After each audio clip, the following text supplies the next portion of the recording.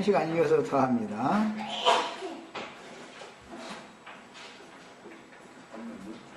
여기 준비 다 되면 얘기해.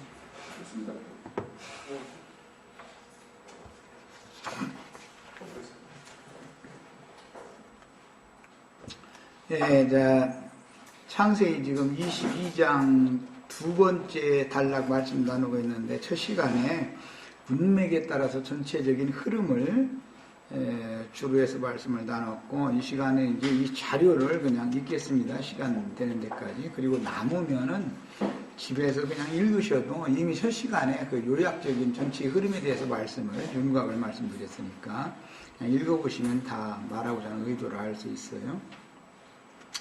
두 번째 단락까지 아까 했죠? 거기 다시 읽어나가겠습니다. 거듭난 심령들 곧 하늘문이 열린 자들의 거처는 여호와 이레이니 하나님이 친히 예비하시는 땅이요 구속을 이룬 후에 그 영으로 아버지와 함께 재림하셔서 영혼을 살게 하는 말씀을 주시는 높은 처소인 교회를 빗댄 모리아 땅의 모리아 산은 여호와 이레 곧 하나님의 재물을 친히 준비하시는 것을 계시하는 산이며 여호와의 산입니다. 이것이 하늘의 쉬운 산 위에 있는 장자들의 교회죠. 거기까지 내가 되지 않아도 벌써 연결이 쭉 되죠. 예. 그 아시아에 있는 교회와 하늘의 장자 교회는 다르죠. 예. 모리아 산이기 때문에, 산이라고 할 때는 교회를 말한 것이지만 낮은 산이 아니죠. 여기는 계시로나 올라갈 수 있는 그런 산인 거죠.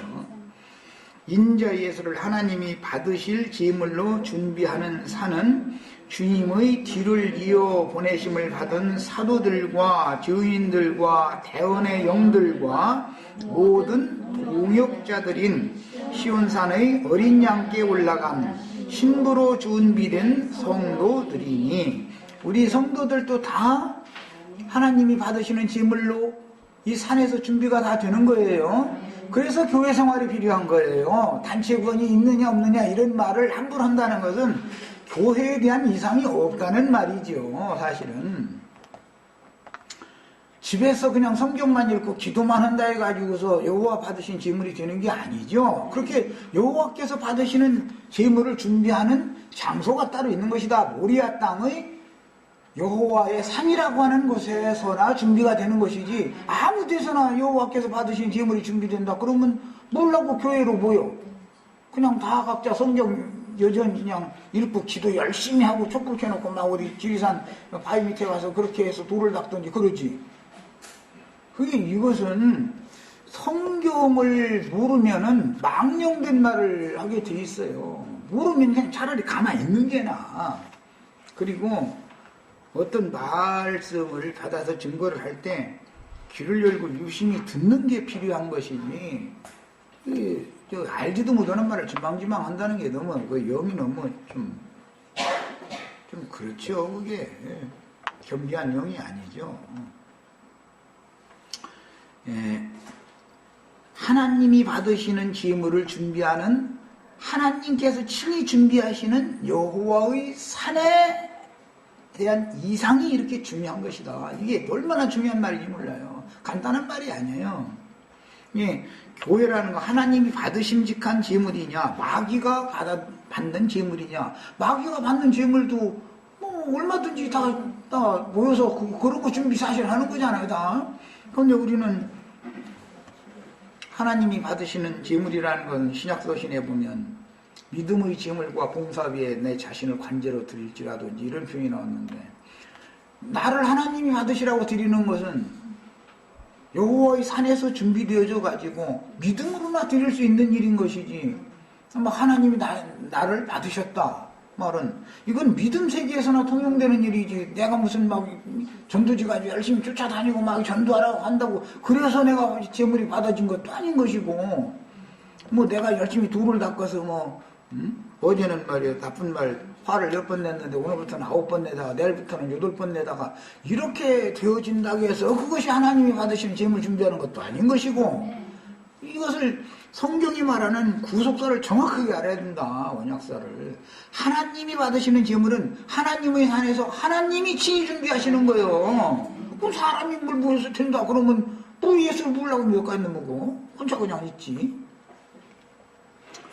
우리는 전부 성경에 말씀하신 신앙생활을 어떻게 실행할까라는 게 결론인데, 이것을 알려면 계시를 받아야 돼요. 계시로 하는 거예요. 그 다음에 하늘의 시온산에 어린 양께 올라간 신부로 준비된 성도들이니 결국 하나님이 받으실 번제물들은 모리아 땅의 여호와의 산에서 준비되는 것이니, 이들은 누구나 첫째 부활에 참여하여 그리스도로 더불어 제사장이 되어 천년 기간을 왕노릇하며 신부의 성에 들어갈 권세를 얻습니다. 이것은 이 말이 잘 이해돼요. 교회 생활이라는 게 이렇게 중요한 것이다. 어떠한 계시를 받아서 그 계시에 따라서 실행하는 교회 생활인데, 믿음으로 행한다. 나의 의는 믿음으로 살리라. 그래서 믿음으로 산다, 믿음으로 행한다, 이게 무슨 뜻이야? 교회 생활을 어떻게 하느냐, 지금 그걸 말하는 것이지, 뭐 세상에서 막 좋은 사람 된다, 뭐 한다, 이런 얘기가 전혀 아니잖아요, 지금.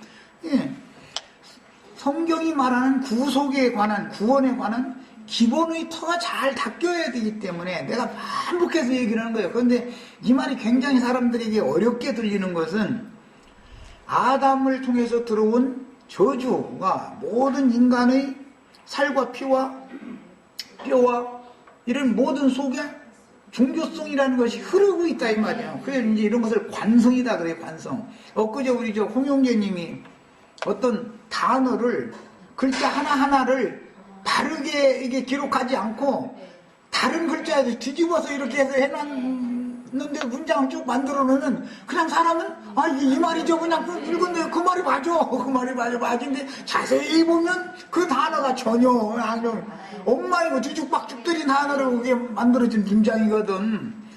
자, 이런 거 보고 관성이다 그래요. 관념이네. 인간의 생각이 무언가 관성적으로 굳어져 있다 이 말이에요. 뱀의 독이 사람 속에 관념이 된다 이거예요. 견고한 진을 구축하게 되는 거예요, 그것이. 그러니까 하나님의 말씀이 이렇게 말씀을 계시로는 알 수 있도록 해놨어도 자기는 이렇게 글자를 읽고 나서는 인간의 지식을 가지고서 해석을 자기 나름대로 해버리는 거예요. 해버리고 자기는 다 안다 이래버리는 거예요. 사실은 그것이 인간의 의이기 때문에 하나님의 의를 힘써 대적하게 된다 이 말이에요. 사람이 막 큰가는 오늘부터 막 싸울 일이 있으면은 그 어디까지는 5번 참다가 실패했는데 오늘은 6번을 참아야지 막 이렇게 하면은 그것이 구원이냐? 그것이 뱀이 모든 사람들을 속이는 것이다. 사람은 그런 방식으로는 그 누구도 하나님의 영광 이런 육체가 없는 것을 아셔야 돼요. 안 되는 거예요. 그건 인간의 노력으로는. 그러니까 인간은 뭐예요? 약해져가지고 주님, 오늘 또 주님께서 나를, 주님이 내 생각과 마음을 지켜주셔야지 나는 내 생각 내 맘대로 안 되고 내 마음 내 맘대로 무뎌요. 그게 날마다 하여튼 매 순간마다 이렇게 하던 사람을 순종을 가르침 받은 사람이라고 그러잖아요. 이 사람을 아내로 신부로 삼겠다 지금 얘기를 하는 거예요. 네가 오늘부터는 나가서 너 믿음으로 살아, 믿음으로 막 믿음으로 해야 돼 막 하면은 뭐가 믿음으로 행하는 것인지 자체를 모르니 어떻게 할 거예요. 그러니까 막 선한 사람 되고 막 좋은 사람 되고, 예수 믿으면 좋은 사람 되는 걸로 알고 있어. 아주 아예 세상 사람들 다 물어보면 그 사람들은 이제 그냥 뭐 나쁜 짓 했는데 그 예수 믿는 사람이래. 그 말은 그 사람 속에 뭐예요? 예수 믿으면 좋은 사람 돼야 된다. 이것이 굳어 있는 거예요. 예수 믿으면 좋은 사람 되는 게 아니에요. 명철한 사람이 되는 거예요. 냉철한 사람이 되는 거예요. 해가지고 영적인 것과 혼적인 것을 딱딱 갈라내고 쪼개내고 이렇게 해서 어떤 때든지 주님 편에 딱 서는 거예요. 진리의 편에 서는 거예요. 이런 사람, 이런 신앙생활을 하는 것을 장자들의 교회다. 하늘에 이른 자들, 너희가 이런 것은 하늘의 시온산과 예루살렘과 천만천사와 하늘에 기록한 장자들의 총회 교회에 너희가 지금 현재 이르렀다 이랬어요. 이것이 우리가 지금 신앙생활을 해야 되는 목적이고, 이것이 아브라함을 부른 목적이요. 아브라함을 부른 목적은 아브라함과 그 후손들에게 하나님이 생각하시는 의와 공도를 행하게 하는 거예요. 하나님의 의와 하나님의 공도를 행하는 것과 인간의 의와 인간의 공도라는 것이 어떤 차이가 있는지를 알아야 된다 이거예요. 기본적으로. 이 말이 그렇게 안 들려요. 왜 그래요? 관성이 있어서 그래요. 관념이라는 게 있어서. 해서 얘기해놓으면 그래도 그렇지 말이야. 그래도는 뭐가 그래. 그래도는 사람은 안 되는 건데, 사람으로는 율법으로는 절대 안 되는 거예요. 안 되는 거예요. 율법 행위로 사람이 온전케 될 것 같으면은 4,000년이나 해봤잖아. 유대교인들이. 안 됐잖아요. 안 됐잖아요. 율법 의로 하나님의 영광 이런 육체가 하나도 없다고 딱 정답에 나와 있잖아요. 그러면 되는 것을 찾아야지. 이제 안 되는 것을 왜 찾아? 사람으로는 할 수 없는 그것을 하나님만 하실 수 있다 이랬어요. 예. 이게 복음에 아주 그냥 정곡을 지금 내가 자꾸 말씀드리고 있는 거예요. 이게 하는 소리가 제가 이제 이렇게 가르치면, 그러면 너 지나가는 아저씨하고 싸워야 되냐고. 아니, 그 아저씨가 나한테 괜히 싸움을 걸면 싸워야지요. 그거 부당하게 하면 당연히 싸워야지요. 그냥 말도 같지 않게 지나가는 술 먹고 나서 행패 부리고 이러고 나면은 가만히 있으면 되겠어요? 경찰을 불러서라도 말이요. 이 사람, 나 바쁜 사람 말이요. 한테 이렇게 행패 부린다고. 내가 주먹으로 술 취한 사람, 비틀거리는 사람, 이게 조금이라도 밀쳤다, 이제 저 사람 때렸다고 나올 거니까, 경찰 불러서 그걸, 내 자신을 보호를 받아야지. 주 예수를 믿으니까 내가 참아야지. 이러면 더 기승해가지고 더 난리를 낸다니까. 그렇게 되라는 게 아니에요. 거기서 참았다고 해서 그게, 그런 것이 의가 되어져가지고 구원을 받을 것 같으면은, 그야말로 부처님 가운데 토막인데, 그거 부처님 가운데 토막 있지도 않고, 되지도 않는 거고.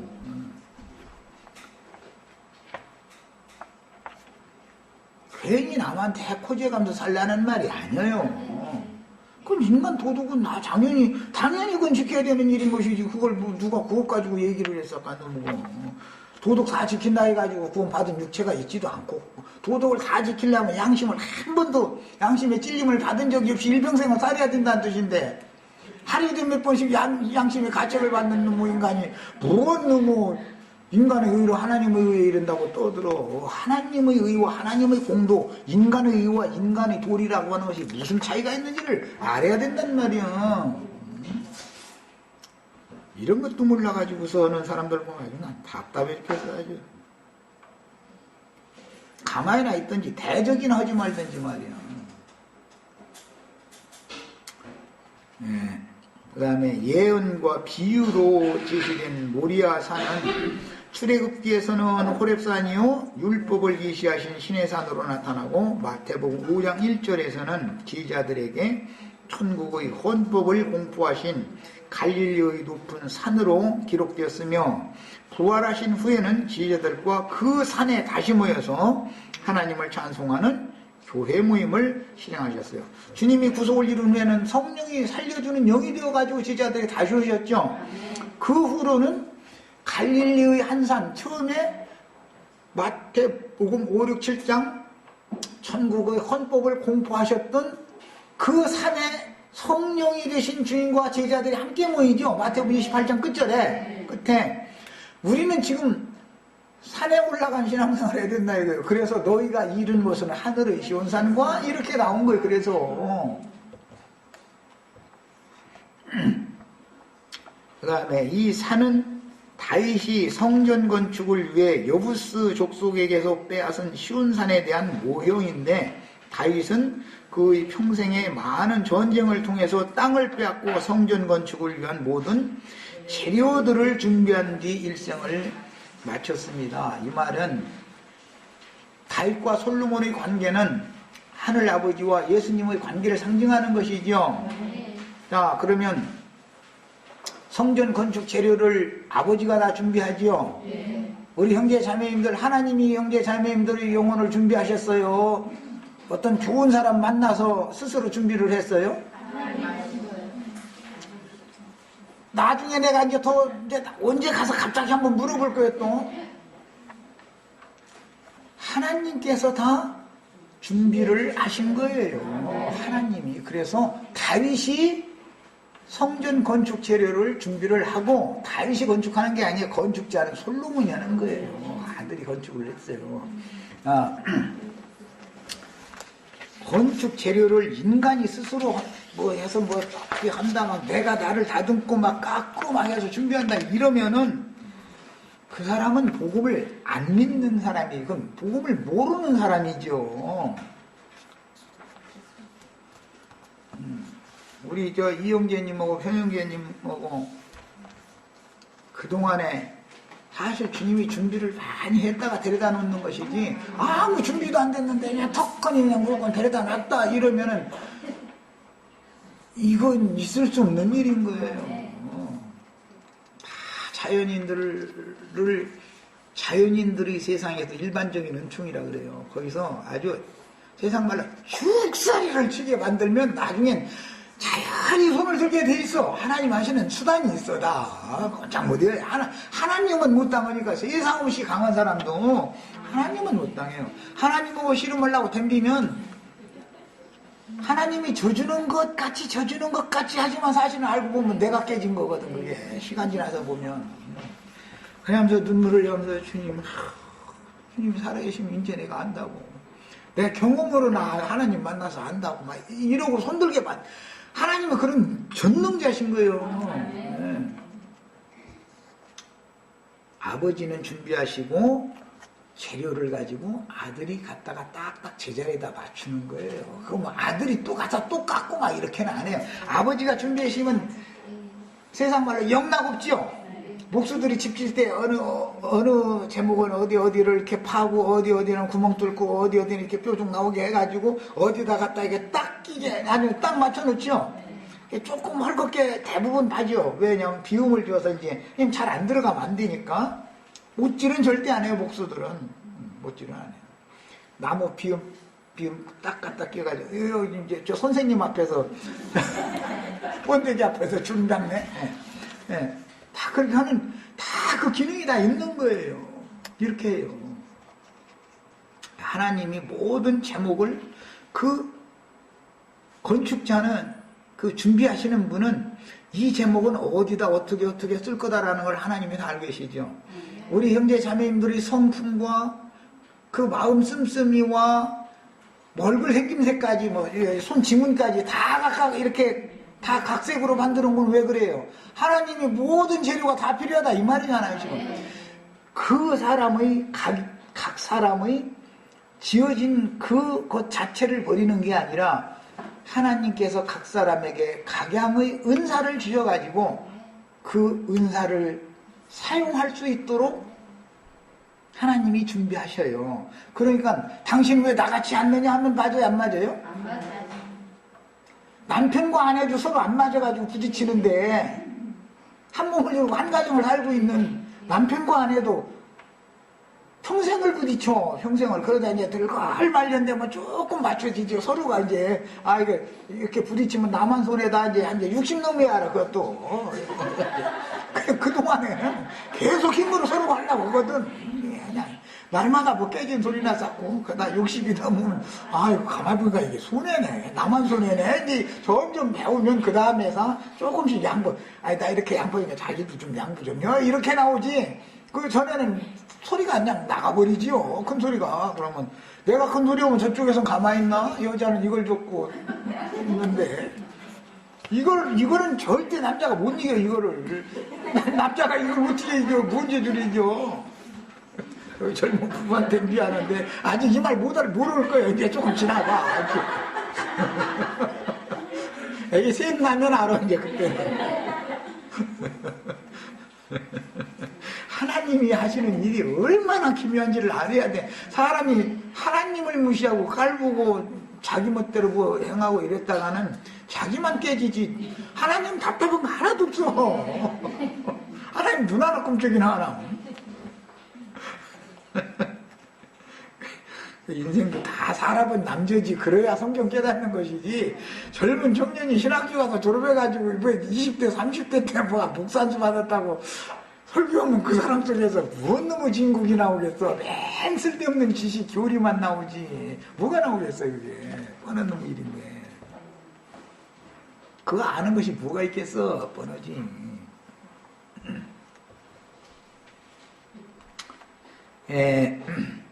여호와 이레의 산에서 친히 준비하신 제물인 수풀에 걸린 수양은 유대교의 종교적인 체계 안에 갇혀있는 자들의 천연적인 육신의 사고와 관념에 따른 의문의 율법 교리와 이론에 의하여 뿔이 걸린 주 예수 그리스도인데, 뿔은 구원의 뿔이라고 그래요. 이건 뿔이라는 건 늘 능력을 말하는 거, 힘을 말하는 건데, 왜 예수님한테만 이 말씀을 적용하지 않고 자꾸 나는 우리 지체들한테 이렇게 생활 가운데서 다 나의 오름이 나를 올가면은 올무가 되죠. 여기서는 주님이 준비하신 양의 뿔을 갖다가 말하자면 우리나라 그 환경으로 말하자면 칡뿌리 넝콜 이런 것이 그냥 뱅뱅 감고 올라가죠. 그 감고 올라가는 거 보면은 나무도 타고 이렇게 올라가면은, 근데 그거 뭐 왼쪽으로 이렇게 돈다고 그러대, 걔는. 근데 이게 상징이다. 그 수양을 하나님이 왜 수풀에다가 이렇게 뿔이 걸리게 만들어가지고, 맘대로 못 뛰어다니게 해서 딱 준비했다가, 이렇게 쳐다봤더니, 아예 수풀에 걸린 양이더라고요. 그래서 이삭 대신에 개를 잡아가지고, 각을 쳐서 불살라 드렸다는 거잖아요. 우리 형제 자매님들도 아담에게 뱀이 들어와서 가르쳐 넣어준 선악을 아는 지식이 나 자신을 올가매는 숲을 줄이죠.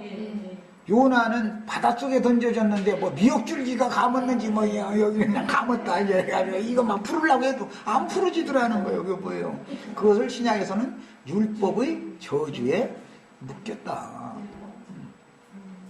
그게 양심의 법이라는 거예요. 자연의 양심의 법. 이것이 피와 살과 뼛속에 유전되고 있다 이거예요. 그래서 전도를 하면 부딪히는 거예요. 여호와의 의와 인간의 의, 여호와의 공도와 인간 세상 나라의 공도라는 것은 부딪히게 돼 있다 이거예요. 세상 나라의 공도를 다 행해서 파출소에 경찰서에 한 번도 안 갔어. 일생을 다 그렇게 살아서 우리 끄덕끄덕거리는 자매님 그 아저씨네 잘하는데 그 양반 아마 경찰서 한 번도 안 갔을 거예요. 인간이 좋아도 너무 좋아 하여튼 지나치게 좋아 하여튼 상해 그 양반은. 그런다 해. 그분의 의로 구원을 받는 건 아니잖아. 복음을 믿어야 되는데 복음은 안 믿어. 마누라한테다 멀리 대단 주고서는 밖에 그 춘대 그러고 떨고 섰어. 끝날 때까지. 아니 그러려면 따뜻한데 방에 들어와 나 같으면. 그런데 그게 또 그게 참 신기하더만. 그거 보면. 마누라는 사랑하니까 데려다 주고 나서는 끝날 때까지 이러고 밖에서 그 시간도 안 갈 거 아니오. 이러고. 그러니 말이야. 그 생활을 수십 년을 했으니 이게 참 대단한 사람들이요. 그러고 보면 나 같으면 추워서 추워서 안 되겠다 그냥 어디에 좀 앉아있겠다 그러면 앉아있다 보면 한두 마디라도 들릴 거 아니오. 근데 안 들어와 죽어라고. 모든 인간은 다 이렇게 양심의 법이라고 하는 것에 의해서 다 얽혀 있는 거예요. 그래서 참수를 그렇게 받게 돼 있어요. 그러니까 나는 그것에 걸리게 만든 목적은 뭐예요? 나의 육체는 선할 수가 없고 의로울 수가 없다라는 것을 깨닫고 하나님 앞에 네 그 육체를 불살려서 제물로 드려라 라고 지금 메시지 전하시는 중이죠. 다 이해하셨죠? 이렇게 다 제물을 받으실 제물을 친히 준비하시는 거예요. 이것은 하나님이나 하시는 일이지 인간이 누가 하겠어 그게. 당신 왜 그래 그런다고 해서 내가 아이고 나 이제 제물 돼야지 이렇게는 안 되는 거예요. 그게 왜 그래 그러면 너는 뭔데 자기나 잘해 이래버리지. 구원의 도를 너무 와전시키는 경향이 너무 많다. 왜 그러느냐 이게. 이미 조성되어져 있는 선악을 아는 지식이 그 사람을 다 몰아매놓고 있다 이거예요. 이게 뭐예요? 율법의 저주에서 우리를 해방, 속량시키려고 예수님이 오셔서 십자가에 못 박혀 죽으셨다고 되어 있죠? 무엇 때문에 그랬다고요? 율법의 저주에서 우리를 속량, 구속하시려고. 그럼 율법의 저주가 뭐예요? 그 율법이 나쁘다는 거예요? 양심의 법이 나빠요? 오늘부터 강도질해서 살아 양심의 법 이렇게 가르쳐주는 부분 없죠? 그런데 그 양심의 법을 지킬 수가 없고 그 법을 주신 하나님이나 지킬 수 있는 것이지 인간은 못 지킨다 이 말이에요. 인간은 육체이기 때문에 안 되는 거예요. 그럼 어떻게 해야 돼요? 주님께서 나의 주관자가 되시고 나의 주인이 되셔서 당신이 성령께서 오셔서 나의 심령과 마음을 지배하시고 주장해 주시면 사람이 할 수 없는 그것을 하나님은 하실 수가 있다. 이게 복음이요. 이것을 믿어야 된다 이 말이에요. 이것을 사람의 노력으로 구원은 절대 못 받는 거예요. 안 되는 거예요. 사실은 내가 간단하게 말하지만 이것을 구분하기가 너무 어려워요. 나한테 20년을 가르침 받은 형제들인데도 왔다리 갔다리 해가지고 이런 사단이 벌어지는 것은 다 이 문제 때문에 그러는 거예요. 복음을 복음으로 받아들이지 않는 거예요. 내가 아무리 전해도 그래도 그렇지 속에는 다른 생각을 갖고 있는 거예요. 자기 관성을 갖고 있다 이 말이야. 그래도는 무엇 너무 그래도요. 복음이 그렇다면 아멘 하고 받아들여야 되는 것이지. 말씀을 믿어야지. 야 이제 그러면은 감람산 이야기를 이제 넘어가야 되는데 여기 모리아산으로 됐고 성전이 세워진 이제 산인데 솔로몬 때 스가랴서에 보면 그날에는 여호와의 발이 감람산에 서시게 될 것이다. 예언이에요. 예수님이 육신으로 살아계실 때 마지막에 예루살렘에 올라가서 낮에는 성전에 들어가서 뱀 새끼들과 전쟁을 하셨죠. 뱀들 독사 새끼들과. 그리고 저녁엔 지친 몸을 이끌고 감람산 기슭의 베단이라고 하는 마을에 거기 문둥이 촌이에요. 거기는 문둥이들만 모여 사는 거예요. 거기 사람들은 여호와의 성전의 율법에 의하면 문둥이들은 여호와의 성전에 절대 들어갈 수 없는 거거든요. 부정한 자들이니까. 그런데 유대인 중에 유대인 참 나시린이 되시는 예수님이 감람산 베다니 마을에 가셔서 나사로와 마르다와 마리아라고 하는 삼남매가 살고 있는 그 집에서 거기서 쉬셨다 이렇게 돼 있어요. 사실은 예루살렘 성전이나 예루살렘의 왕궁이 예수님의 집이야 되죠. 그런데 예루살렘 성전에는 부정한 새들이 둥지를 틀고 대제사장들이 저희가 권세 주장하고 있고 헤롯 궁에는 여우굴 만들어 놓고 굴 속에서 굴 삼아놓고 있고 그냥 주님은 머리 두고 쉴 곳이 없더라는 거예요. 예루살렘 내에. 그런데 예루살렘 바깥 기드론 건너 감람산이 있는데 그 감람산 기슭에는 베단이라고 하는 동네가 있었어요. 그 동네가 문둥이 마을이에요. 그 문둥이 마을에서는 주님을 영접을 하는 사람들이 있더라는 거예요. 우리들이 다 문둥이들이죠.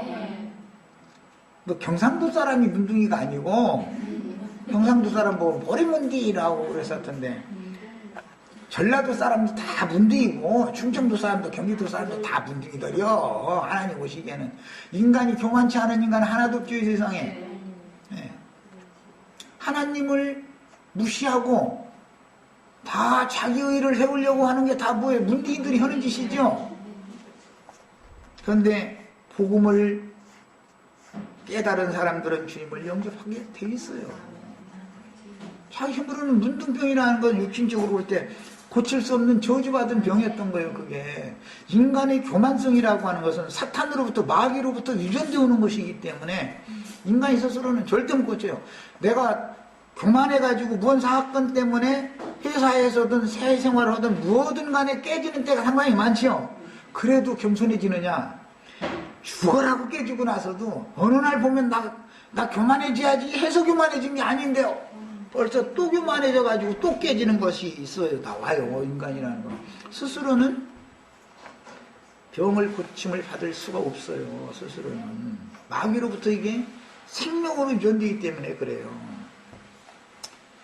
그 사람들은 하나님 앞에 나아가고 싶어도 율법으로 절대 여호와 앞에 나올 수 없도록 율법에 정해져 있기 때문에 예루살렘 성전에 기드론 시내라고 하는 거기 안식일에도 갈 수 있는 예루살렘 신전에 갈 수 있는 가까운 거리 그게 율법에 이제 안식일에도 갈 수 있는 거리가 정해져 있기 때문에 그런데 그 거리 내에 있으면서 지근 거리인데도 안식일이든 절기든 어느 때든 예루살렘 성전에서는 지금 소 잡고 뭐 양 잡고 염소 잡고 난리 버거질 하는데 이쪽에서는 그냥 그쪽을 향해서 창문 향해놓고 눈물 흘려가면서 스님 나도 하나님 앞에서 하나님의 은혜를 잊기를 바랍니다 하고 호소할 뿐이지 거기 갈 수가 없어요.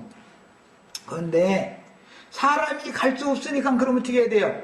그 제사를 받으신 하나님이 찾아와 주셔야죠. 그래서 예수님이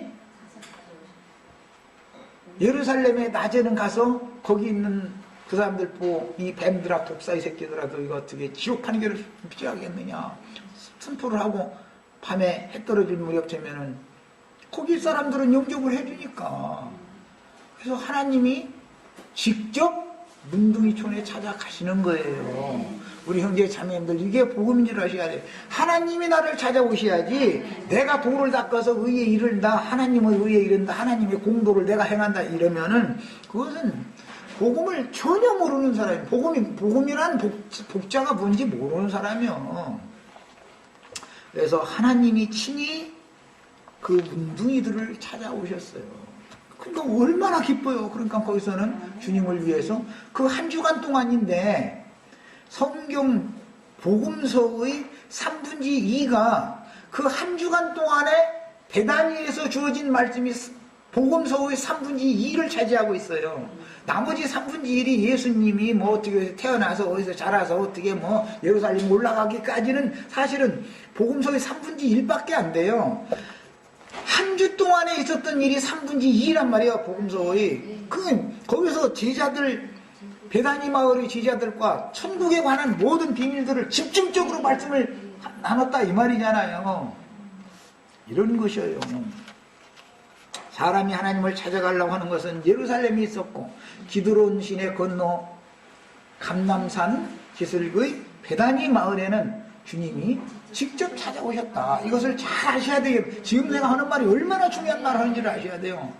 복음의 기초가 잘 돼 있어야 된다. 얼마나 기뻐요. 그러니까 하나님을 만나러 나는 갈 수 없는데 하나님이 나를 만나주러 찾아와 주셨으니 잔치를 안 할 수가 없죠. 이것이 베다니 집의 잔치집이라고 성경에 계시가 된 거예요. 야, 이곳에는 나사로 곧 온 몸과 영과 혼 전체를 주님께 드린 나시린이 있었고 그의 자매들인 마르다라는 말은 이미 혼인을 한 정숙한 부인인데 이혼당해서 친정에 온 사람을 말하는 거예요. 그러니까 상징적으로 할 때 마르다라는 여자는 원래 하나님의 말씀을 받았고 하나님의 율법을 받은 사람이었죠. 하나님의 아내 되었던 사람이니까. 그런데 율법의 저주를 받아서 이혼당한 사람이에요. 갈 데가 어디가 있어요? 이혼당하면 친정으로 가는 거잖아요. 친정 부모님은 돌아가셨고 오라비하고 같이 사는 거예요. 그런데 아직 시집을 가지 않은 마리아라는 이름은 정결하고 순결한 처녀라는 뜻이에요. 마르다라는 이름은 결혼을 한, 혼인을 한 정숙한 부인이라는 뜻이에요. 상징이요. 나사로라는 사람은 하나님께 완전히 들여진 사람이라는 뜻이에요. 이 삼남매가 살고 있는 거예요. 그들은 가난한 자들의 마을 사람들이었고 고통받는 자들의 마을 사람들이었어요. 베단이라는 이름이 그런 뜻이요. 가난한 자들의 집, 고통받는 자들의 집, 그런 뜻이에요. 하필이면 감람산에 왜 가난한 자들, 고통받는 자들이 있었겠어요? 그들이 하나님 앞에 깨졌기 때문에 하나님을 만나러 갈 수 있는 길이 막힌 사람들이기 때문에 심령이 마음이 낮아지고 가난해져가지고 하나님을 사랑하고 사모하던 자들이다 이거요. 그런 사람들이니까 그 가난한 심령들이 모인 곳에 주님이 직접 찾아오시는 거예요. 그래서 이 배단이라는 의미가 그렇게 깊은 거예요. 그들은 달리 고통받는 게 아니에요. 하나님을 만나는, 하나님의 은혜를 누릴 수 없는 것이 고통했던 거예요. 그런 사람들이 모여서 하는 거였었어요. 이곳 배단위 마을은 구약 성경에 예비된 도피성인 신약교회를 상징하는 것인데, 구약 성경에는 도피성이라는 것은 죽을 죄를 진 사람, 살인죄를 저지른 사람이라도 도망가면 그를 받아주고 그를 완전한 재판이 있을 때까지 보존시켜주는 곳이죠. 우리가 지금 도피성에 왜 이렇게 도망와 있는 건 왜 그러는 거예요? 여기서 우리들의 심령과 마음을 주님께서 지켜주시고 안전하게 보호하고 계시다가 그리스도의 심판대에 섰을 때 주님 앞에서 재판을 받아야 돼. 그 믿음을 점검받아야 된다 이거예요. 그 믿음을 달려갈 길을 마치고 믿음을 잘 지켰는지, 처음부터 확실한 복음을 듣고 확실하게 복음을 믿음으로 구원을 받은 사람인지를 그리스도 심판대에서 다 조사를 받는 거예요. 난 지금 이것을 무사히 통과하게 하려고 아주 그냥 귀에 닦지 않도록 얘기를 계속하는 거예요 지금. 그런데도 못 알아. 그런데도 자기 생각이 있어가지고 못 알아들으면 나도 내 한계를 벗어난 일이기 때문에 나도 어떻게 못 알지, 어떻게 하겠어요. 나는 다만 종이니까 충성되게 일을 할 뿐이지. 그래서 죄인들이, 죽을 죄인들이 피난하여 생명을 보존할 비밀스러운 처소라는 것을 우리는 잘 이해를 하고 계셔야 돼요. 그곳에서는 문둥이 촌인내에 있으면서도 또 문둥병자이면서도 바리새인이었던 한 사람이 있었었죠. 그 집에서 예수님 보고 식사라도 같이 합시다 해가지고 초대를 했죠. 그 한 바리새인이. 근데 가서 예수님 거기서 그 바리새인이 대접하는 음식 잡수시려고 그러는데 마리아가 와서 나드 기름을, 향유를 머리에다 부으니까 그 향유가 온 몸에 흘러내려가지고 발등에까지 이 나드 기름이 뚝뚝 떨어지더라는 거예요. 그러니까 앞에 똑바로 가지도 못하고 그 마리아가 자기가 어떠한 죄인인 것을 본인은 알고 있고 예수님은 알고 있지만 마을 사람들이 아는 것도, 마을 사람들은 그가 어떠한 죄인이 다 알더라 그랬잖아요.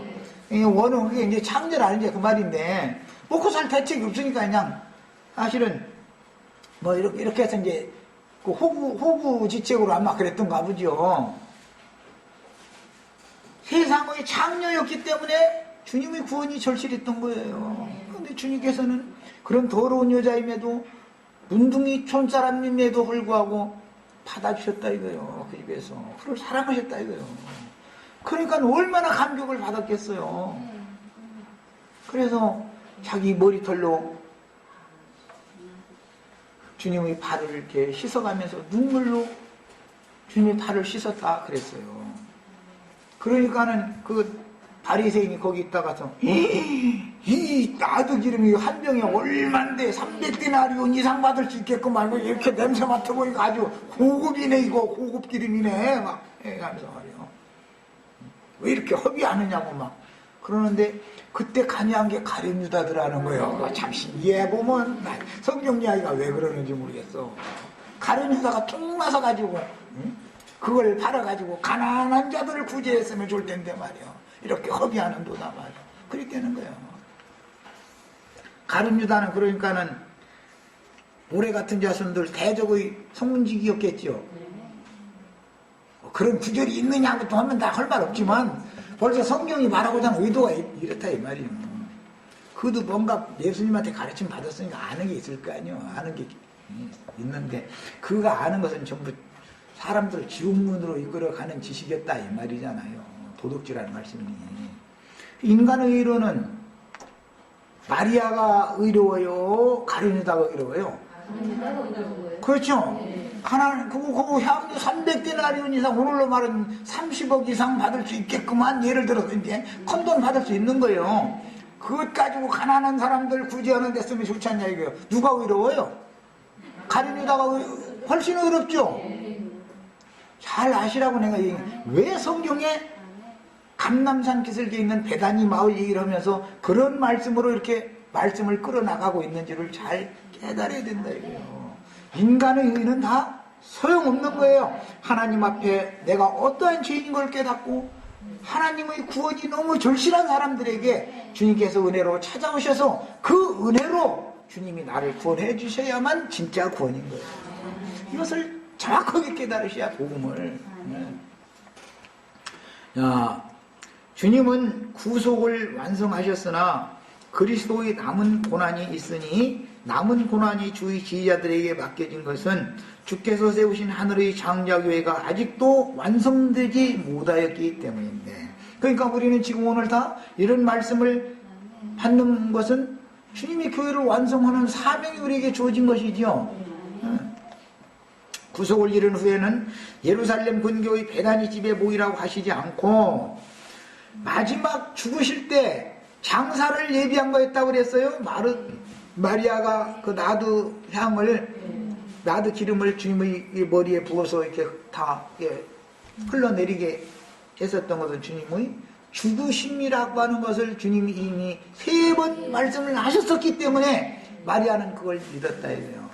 마리아 자신이 옛사람, 창녀로 살던 사람은 예수가 죽을 때 같이 죽고 같이 장사된 거예요. 자기 모든 소망, 지금까지 창녀 노릇에서 벌어가지고 모아뒀던 나도 기름 다 없애버렸으니까 이제는 세상에 그 남은 것이 아무것도 없는 사람이잖아요. 모든 것이 다 주님 손에 있는 거예요. 그분께 자기 자신을 인생 전체를 딱 맡겨버린 거예요. 이것이 결혼이라는 의미예요. 우리 헤라 자매가 기후 형제한테 결혼할 때는 헤라 자매의 남은 인생을 아버지한테 지금까지는 몇 개국이 있었었는데 아버지가 보호자였고 책임졌는데 지금부터는 내 인생을 당신한테 맡깁니다. 그런 뜻이 결혼이죠. 그래서 남편은 아내를 함부로 대하면 안 돼요. 내 인생의 절반이요. 아내가 잘못되면 내 인생 절반이 잘못되는 거예요. 인생을 제 아무리 성공을 해도 아내가 잘못되면 그 인생 그냥 자기 인생 절반이 그냥 무너졌는데 무슨 재주로 이것을 복구를 할 거예요.